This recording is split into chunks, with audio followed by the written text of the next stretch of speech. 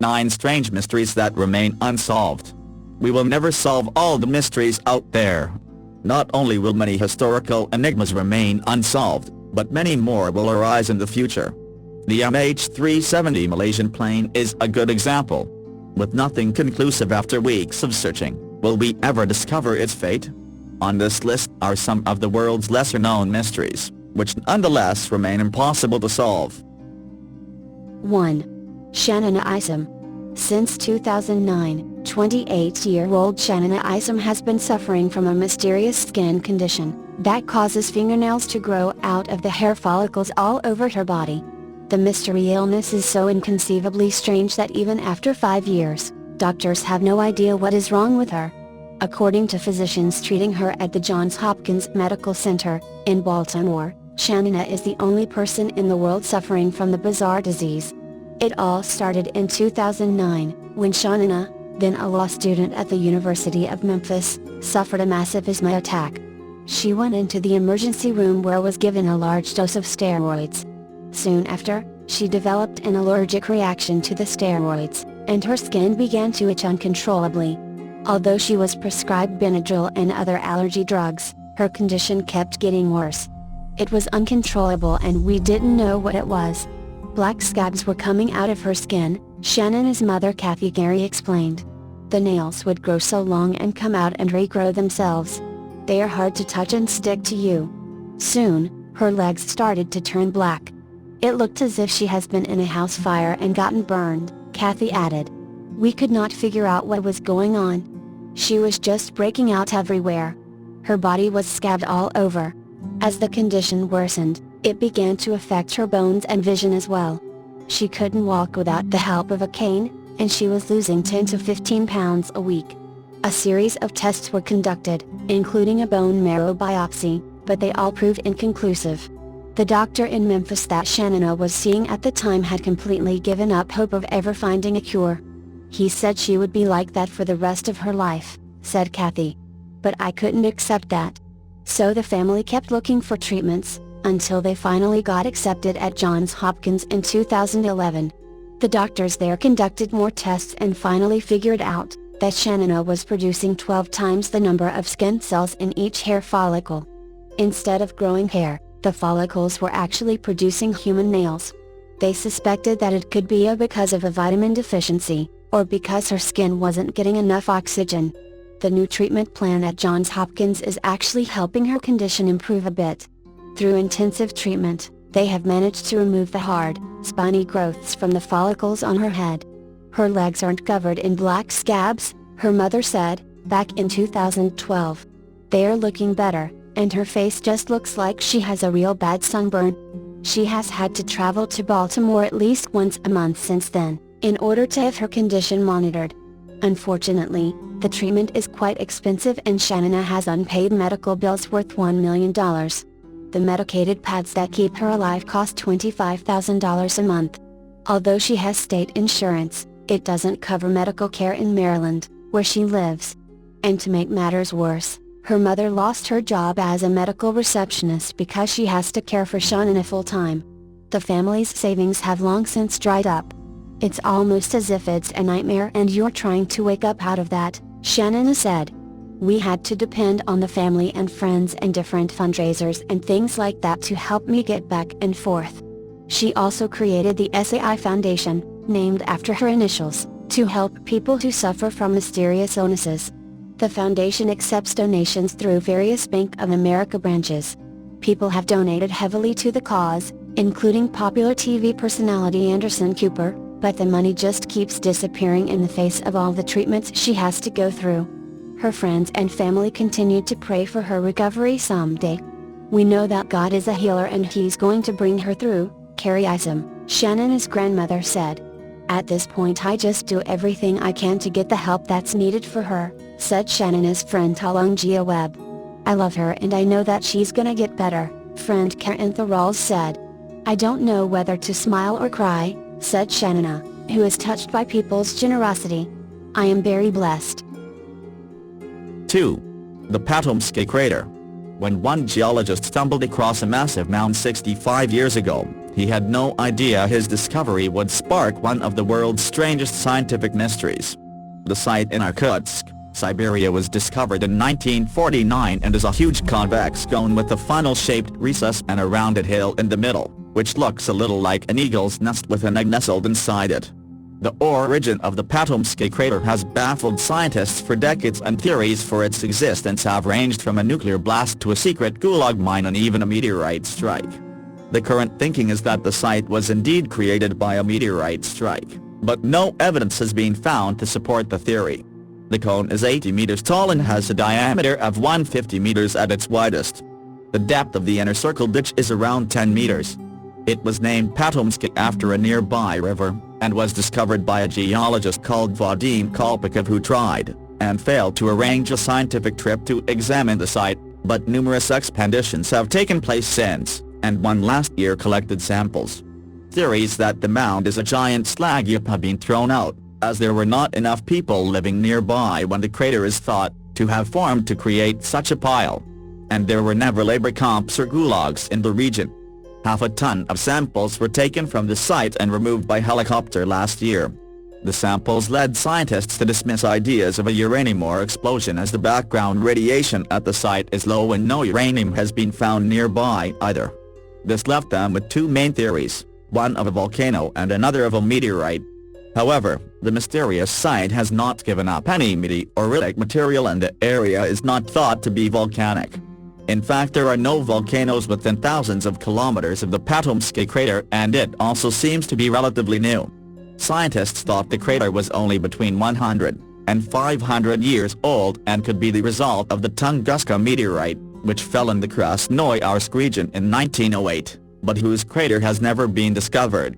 It is thought the meteorite was sighted just 70 kilometers away from the Eagle's Nest, and that distance is a mere 10 to 15 seconds of flight. As the Tunguska event occurred in 1908, the age coincides, but modern tests have shown that the crater is actually 250 years old, so it could have been formed by a previous meteorite that fell when the area was virtually unpopulated. Scientists now think that there is something with the high iron content and ferromagnetic materials buried between 100 and 150 meters underneath the crater. They believe it could be a meteorite or another incredibly dense object, but they are not certain. The fact that the crater is alive as its shape changes constantly, by rising and falling, and that the trees nearby the site are reported to grow abnormally fast, adds to the mystery. 3. The Talus of Minorca. Located in the Mediterranean Sea are a set of Spanish islands known as the Balearic Islands. One of those islands, Minorca, is home to an impressive collection of megalithic stone monuments called the Talus. The origin and purpose of the Talus is unknown, although they are the works of prehistoric humans. There have been several theories surrounding the mystery of the Talus, generally focused on religious or astronomical purposes. Some believe they are a religious symbol. Others believe the Talus served as a temple of healing. Finally, there is a theory that the Talus were aligned with the movements of the moon. Minorca is a small Spanish island with a population of approximately 94,000. It reaches to 1,175 feet, 358 meters, above sea level at its highest point, and 37 miles, 60 kilometers, across at its widest point. During prehistoric times, Minorca saw a variety of cultures and peoples, including Jews, the Vandals, the Byzantine Empire, the Crown of Aragon, Islam, Britain, and Spain. What Minorca is most well known for are the 13 Talus. These stone megaliths are said to resemble Stonehenge, and many have wondered about the mysterious origins of the Talus. The word tala means table in Catalan, which is one of the primary languages of Minorca. The Talus are T-shaped, with a large, flat, horizontal stone perched upon a tall vertical stone, and surrounded by a U-shaped wall. The tallest Talus reached 12 feet high, 3.7 meters. For many years it was believed that the Talus were topped with a roof. However, researchers ultimately agreed that the structures did not include a roof. The evidence available suggests that a sacrificial fire pit was located at the front of the Tala, with which a roof would be impractical. The Talas are a sight to marvel, considering they were constructed well before the invention of heavy machinery, or any other mechanisms to assist with heavy lifting. It is fascinating to imagine how our prehistoric ancestors were able to lift these giant stones into place, creating well-balanced structures that would withstand the test of time. It is believed that the talus were constructed sometime between 1000 to 3000 BC by the Talaeotic culture. Many have tried to determine why the talus were constructed and what meaning they held. Clearly, a structure that would take such effort to create would fulfill some important purpose for those who constructed it. There are several theories as to the purpose the talus served, each offering a potential glimpse into the culture and lifestyle of the Talaeotic people. One theory is that the talus served as a temple for the god of the Talaeotic people. There are no indicators of which religion they practiced or what they called their god, but a discovery during excavations has led one researcher to theorize that they may have worshipped a bull god. Researchers were excavating a site known as Torrelbudinsalort when they came across a bronze bull figurine, which may have sat on a shelf within the Torrelbudinsalort as an item of worship. The bull was found among other artifacts that are said to resemble items of worship that would be found within a church today. The bull figure is of special significance because the first people to ever inhabit Minorca came from Crete, and the bull played a prominent role in their culture. Spanish archaeologist J. Mascaropus Rios was the first to suggest the idea of a bull god, with the slabs representing the face and horns of the bull. This theory has not been widely accepted. Another theory is that the talus are a place of healing. Under this theory, the talus were oriented to the Centaurus constellation. The healing theory has been bolstered by items that were discovered during an excavation of the talus, an inscription reading I am Imhotep the god of medicine and a bronze horse hoof, which represents the Greek god of medicine, Asclepius. Over the years, the Centaurus constellation became harder and harder to see, and was barely visible at all by 1000 BC. This may explain the eventual abandonment of the talus, as they would have become irrelevant when the Centaurus constellation was no longer visible to the Talaeotic people. 4. The Bouvet Island Lifeboat. Bouvet Island is the most isolated uninhabited place on Earth. When people say out in the middle of nowhere about an area where they could potentially walk to civilization, they are not thinking of Bouvet Island. Imagine a place that is nearly covered in ice and surrounded by the coldest ocean in the world, and you would have a good idea of what Bouvet Island is like.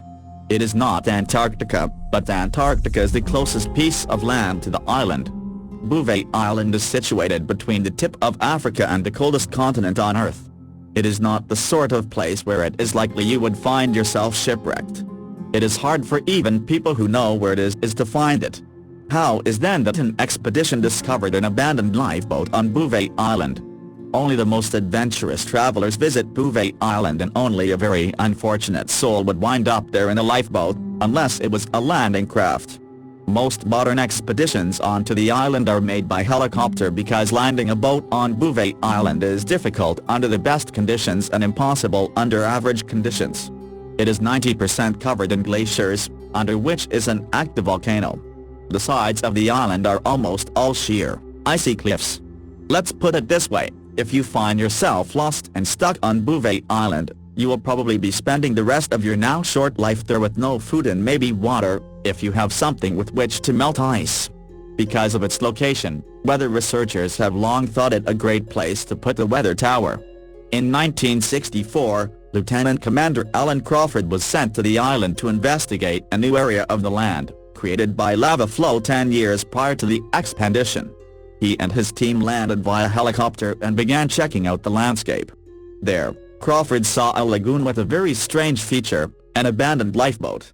Crawford later reported that the abandoned lifeboat on Bouvet Island had no markings on it that would suggest its origins. It also had no motor and no sails. He found the oars on shore, along with a flattened copper tank and a barrel. He was unable to do a thorough search of the area, given the harsh nature of the terrain and the work he had come to do, but what he was able to search of the landscape turned up nothing else. There was no evidence that people had stayed on the island or died on the island. There was nothing. 2 years after Crawford's Bouvet Island expedition, another expedition did a survey of the area around the lagoon. They described the lagoon, but made no mention of a lifeboat, so it must have disappeared by then. But where could it have gone? It is unlikely that another expedition would have retrieved it, as dragging an extra boat back into the water or bringing a lifeboat onto a helicopter are far-fetched scenarios. there is the possibility that it sank into the lagoon. However, without knowing how deep the lagoon is, it is hard to say. All we do know is that Crawford's lifeboat is gone. As for the origins of the lifeboat on Bouvet Island, no one has come forward to say it was theirs. It could have been left by an expedition, but the lagoon was no more than 10 years old, so there is only a small space of time during which the lifeboat could have appeared. Research into who visited Bouvet Island during that 10-year span has turned up nothing about an abandoned boat. It seems unlikely that the lifeboat came from a shipwreck, as Bouvet Island is a small speck in a vast land-free ocean. Visibility is extremely poor, as well. Then, there is also the question of why the boat was left there at all. Did a shipwreck victim or the victim of a failed expedition die there? If so, why did he not use his boat for shelter? Why did he not camp near the lagoon? Did he camp, but have the traces of his stay later wiped out by the weather? There are just too many unanswerable questions regarding the mysterious lifeboat of Bouvet Island. It seems we will never know if it signified a disaster or if it was simply unable to return to a bigger ship during a successful expedition. 5. The Hestian Lights. Universities and scientists have been investigating the mysterious Hestian Lights for decades, which have caused some excitement for UFO investigators. The area was visited by former UFO phenomenon consultant for the U.S. Air Force J. Allen Hynek in 1995. Hynek said that Hestian has had the best period of operation with the best equipment for UFO phenomenon observation in the world. Hynek added that it is terrible important whatever it turns out to be. Local scientists agree that there has been an ongoing project intended to track and measure the lights since 1984 in the area. They say the lights started to show in 1981, taking place many times throughout the day. They could be seen hovering for hours in a certain area, or zooming across the horizon at more than 8,500 meters per second. The project started its mission in January 1984. It included cooperation with researchers from various institutes of physics and astrophysics, including University of Bergen, University of Oslo, University of Trondheim and Norwegian Defence Research Establishment, NDRE. Throughout the project the lights were recorded on film and some were even registered on radar. 3 different types of phenomena were observed and described in the project's report. 1. Strong but small white or blue flashes showing up across the sky. 2. Yellow or yellow-white lights flying just above the houses in the valley or even seen down on the ground. They sometimes hover for an hour, or move slowly around the valley, and sometimes accelerate at great speeds. They have also been seen higher up in the sky, mostly moving from north to south. 3. Various lights with constant distance from each other were seen together, mostly composed of 2 white or yellow lights with a red in front. They move slowly mostly on a north-south course, around the top of the mountains. The report says that the lights have no explanation, but it also stressed that their main objective was to provide sufficient data for researchers. The sightings have been observed not as common as they were in the early 1980s, but they are still often observed and many have been caught on cam. The latest sighting was recorded on May 5, 2014, according to the website of Project Hestian. There have been theories about the apparent portal in the area that allows beings from other dimensions or extraterrestrials to enter our world. However, the latest theory has something to do with the Hestian Valley's geology. The latest theory says that the plasma could be the result of the unique geology of the valley. One side of the valley is rich of rocks, the other side is rich in copper and the rest are formed by iron and zinc. Sulfuric acid could then turn the river into the weak acid of an electrolyte. However, the theory still has extraterrestrial involvement, saying that the extraterrestrial may still be responsible for the initial charge of the plasma. However, more work needs to be done to substantiate the latest theory. 6. The mysterious Mayerling Incident. You can't discuss World War I without talking about the assassination of Austrian Archduke Ferdinand, an act carried out in 1914 by Gavrilo Princip, a 19-year-old Serbian-born Yugoslav nationalist from Sarajevo. It's the event that everyone attributes as being the start of a war that left 38 million soldiers and civilians dead, shaping events in Europe and America for decades to come. But there was one event that predates the assassination that may in fact be the catalyst that set all of those historic events into motion: the Mayerling Incident. It is a mysterious, unsolved event that has been a source of inspiration for Central European artists for years, helping to spawn many plays, films, and television series. Rudolf Franz Karl Joseph was the Crown Prince of Austria, and the only son of the Austrian Emperor Franz Joseph I and Empress Elizabeth. Therefore, he was heir to the throne of the Austro-Hungarian Empire. In 1889, it was clear that Rudolf and his wife Stephanie were on the outs. It was also common knowledge that the 30-year-old Rudolf had been shacking up with 17-year-old Baroness Mary Wetzra for quite some time. On January 30, 1889, Rudolf arranged to go hunting at Mayerling, the Imperial Hunting Lodge. That morning, Rudolf's valet, Losek, went to his room to wake him, but received no answer. Rudolf's hunting companion, Count Joseph Hoyas, arrived and tried to force his way into the room, finally resorting to chopping through the door with an axe to gain entry. Inside, Losek and Joseph found the Archduke sitting on the floor, leaning against the bed, his head forward with blood dripping from his mouth. On the bed was Mary Wetzra. Her skin was cold and blue. By the bed was a single glass. Losek had seen strychnine poisoning and believed that that was what killed the Archduke and his lover. The official statement was that Rudolf died of an aneurysm of the heart. But those findings meant nothing to the reporters that were descending on Mayerling to find out the truth. The reporters quickly learned that Mary was present at the time of Rudolf's death, despite the fact that her body was whisked away in the middle of the night and buried in a ceremony so secret not even Mary's own mother was allowed to attend. The reporters also learned of a theory circulating around the lodge that Mary was the one who poisoned the Archduke before she poisoned herself.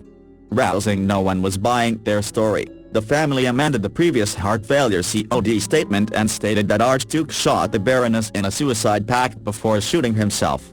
It was believed that the Emperor demanded his son call off the affair with his teenage mistress. This was believed to be what drove the pair of lovers to their end.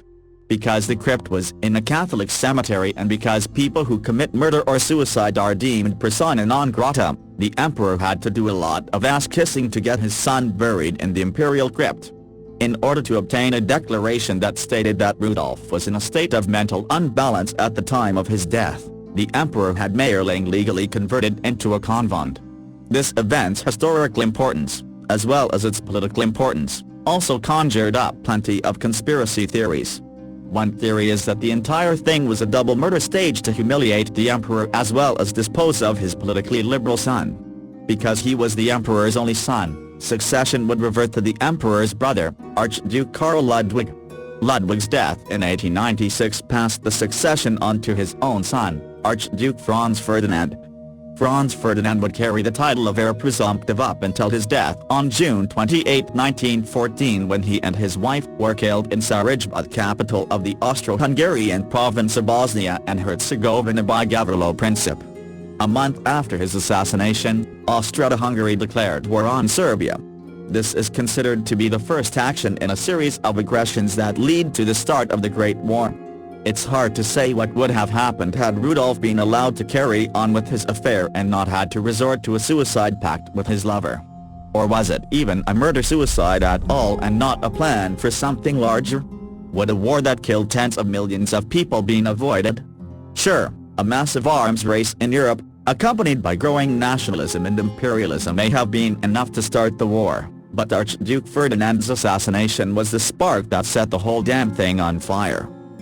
7. Murder and mystery in the Redpath mansion. What really happened on Thursday, June 13, 1901? Based on the available evidence, I contend that Clifford, in an agitated state, confronted his mother, shot her in the back of the head, and then turned the gun on himself in a murder-suicide. Clifford's motives, however, remain a mystery. In this discussion of the deaths of Ada and Clifford, I hope to provide plausible insight into this tragic event. It is a case where the wonders and complexities of human nature confront each other. Within the Redpath family, there was little speculation, just an impenetrable wall of silence, broken only by an anonymous description. Clifford burst into the house and rushed up the stairway into his mother's bedroom. In so doing he passed Amy and Peter, who were in the parlor, without greeting them. There was heard a loud exchange of words between Clifford and Ada. 2 shots were heard. Peter, followed by Rosa Shallow, a servant, climbed the stairs to find his mother and brother lying mortally wounded on the floor a few feet from each other. Anonymous family member, 1970s, based on an earlier conversation with Amy Redpath, the Redpath family did not seek a high social profile nor did they like publicity. Personal issues, feelings, and moods were never addressed, as they may have been in other social or economic circumstances. Family problems were never openly discussed. Nevertheless, Amy and her brothers were open and warm within the family circle. Amy, the eldest and only daughter, took her responsibilities to heart. Her mother, Ada, had been in ill health for many years, so Amy assumed care of the household, hiring maids and providing financial advice for her younger brothers. The exception was Harold. In 1901 there was much family pride and concern for Reggie, who in 1900 had joined the Mounted Rifles in Alberta, and traveled to South Africa with his regiment and horses to support British forces in the Boer War. Peter's efforts to control his tuberculosis occupied most of his energy in the last few years of his life. While all 5 children supported and helped their mother, Peter, Reggie and Harold were otherwise occupied. Ada grew to rely heavily on Amy and especially Clifford, who had a close relationship with his mother. Ada's ill health began long before widowhood.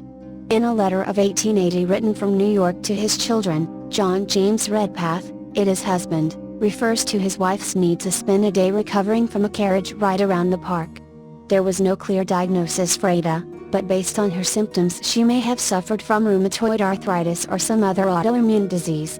There are many references to her poor eyesight, pain, and neuralgia in her letters to Clifford, Amy, Reggie, and Peter, now in my possession. Some are reproduced on this website.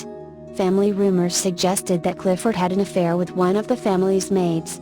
Even though affairs of this kind were commonplace in that era, an affair could have threatened Ada's emotional status quo. Family members also suggested that Clifford had purchased 2 guns in town, contrary to the coroner's report that stated no gun had been seen in the bedroom. Perhaps Clifford's state of mind was so agitated that he was unaware of his actions. What was the extent of Ada's influence on Clifford? Clifford's cousin, Helen Redpath, who had joined the Order of St. Bridget of Sweden in England, wrote a heartfelt remembrance of Clifford which hung under his portrait in Sion Abbey, Devonshire. The portrait disappeared after Helen's death. There was no such honor for Ada there, or any other known memorial. Ada's and Clifford's funerals were private events. There is some evidence that letters of bereavement may have been destroyed. Amy states in a letter 2 months after the deaths, for example, that she is busy tearing up old ledgers. Of the letters addressing the tragedy that remain, there are few, if any, references to Ada. By contrast, there is immense sympathy and various eulogies for Clifford. Even if Clifford did pull the trigger, did Amy and her brothers silently blame Ada? Did they see her expectations of Clifford and her need for his attention as a justification for his actions? 8. Foo Fighters. The term Foo Fighters was applied to various UFO sightings that occurred during the Second World War. During the war, fighter pilots and crews on warships noticed strange lights in the sky and silver objects that looked like disks zipping overhead. In late 1942, a Royal Air Force pilot was flying a Hurricane fighter plane over France, when he noticed 2 strange-looking lights flying toward his aircraft. He assumed they were tracer fire, until he realized that the lights were actually following him, repeating all the moves he made while in the air. No matter how hard he tried, the pilot was unable to evade the lights. He also noticed that they kept an even space between them while pursuing him. Only after several miles did they finally disappear from view. This strange incident came just 4 months after Marines in the Solomon Islands reported seeing a formation of over 150 silver-colored objects racing through the sky. The Marines noted that the objects made a strange noise and that they didn't have tails or wings as airplanes do. All mention of the sightings was suppressed until the war neared its end. The first reports of FOOs didn't hit newspapers until December 1944. Since 1944, Allied pilots were reporting over Europe and Pacific sightings of unknown objects, usually in shape of a glowing ball, that were following their planes, and even with high-speed maneuvers they were unable to shake them off.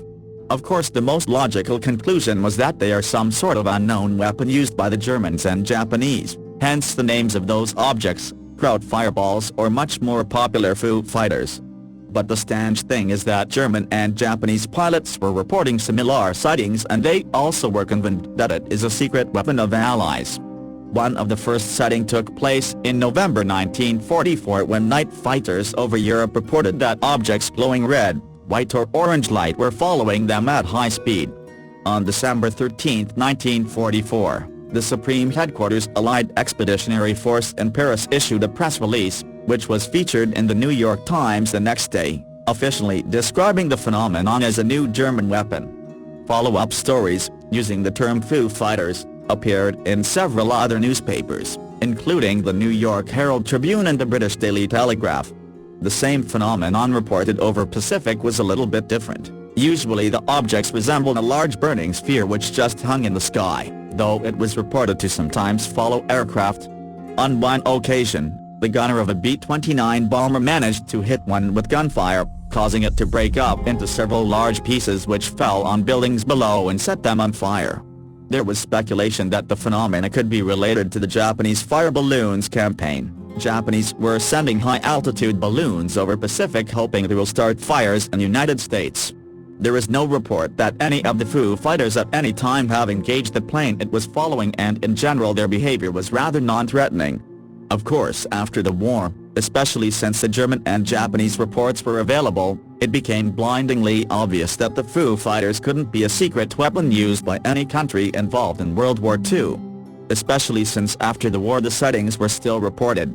The simplest explanation, and often repeated, is some sort of natural phenomenon, but if the reports about the object's fast maneuvers and especially the one about hitting it with bullets were true, this would rule out any sort of natural cause. 9. The Eileen Moor Lighthouse Mystery. The Flannan Isles, located in Scotland's Outer Hebrides, are a set of small and uninhabited rocky islands with a curious history. One of the islands, Eileen Moor, was the setting of a great historical mystery, the disappearance of 3 lighthouse keepers in 1900.